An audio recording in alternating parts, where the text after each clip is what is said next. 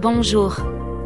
L'histoire missionnaire du 19 juillet 2025 nous vient du Zimbabwe. Le titre, de la fumée aux Écritures.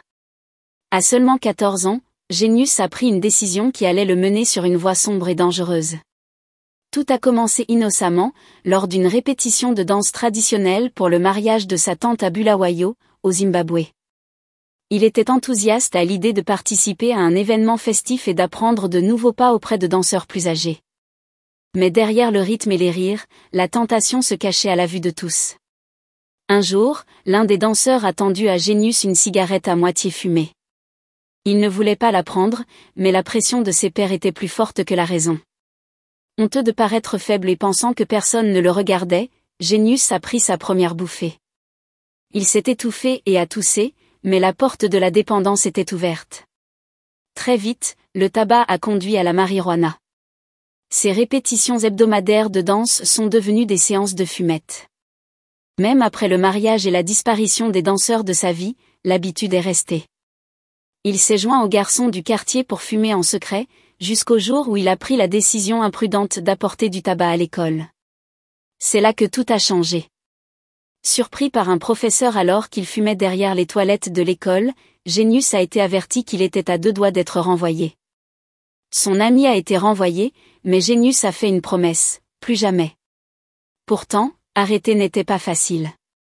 Même s'il s'éloignait de ses anciennes influences, l'envie restait présente. C'est alors qu'il se souvint d'une vérité simple qu'il avait apprise à l'école adventiste, on peut prier Dieu pour n'importe quoi. C'est ce qu'il fit. Il baissa la tête et demanda pardon à Dieu, et son aide. Et à ce moment sacré, quelque chose de miraculeux se produisit, l'envie de fumer disparut. Les chaînes de la dépendance se brisèrent. Submergé par cette réponse à sa prière, Genius a commencé à rechercher Dieu de manière plus intentionnelle. Il a ouvert la Bible, désireux de comprendre le Dieu qui l'avait sauvé. Et 1 an après cette prière décisive, il a fait le choix le plus sage de sa vie, il a donné son cœur à Jésus et s'est fait baptiser. Aujourd'hui, à 16 ans, Genius a une nouvelle dépendance, passer du temps avec Dieu. Il commence chaque journée par la Bible et la prière, et son histoire brille désormais comme un témoignage de la puissance de Dieu pour sauver, restaurer et racheter.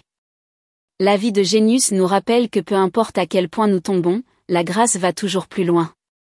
Et parfois, le tournant le plus important commence par un murmure, « Dieu, aide-moi ». Genius a la chance d'avoir sa propre Bible, mais de nombreux enfants au Zimbabwe vivent dans des familles qui n'ont pas les moyens de leur en acheter une. L'un des projets du 13e sabbat de ce trimestre consistera à fournir des Bibles adventistes aux familles dans le besoin au Zimbabwe et dans d'autres pays de la division Afrique australe et Océan Indien. Merci de prévoir une offrande généreuse le 27 septembre.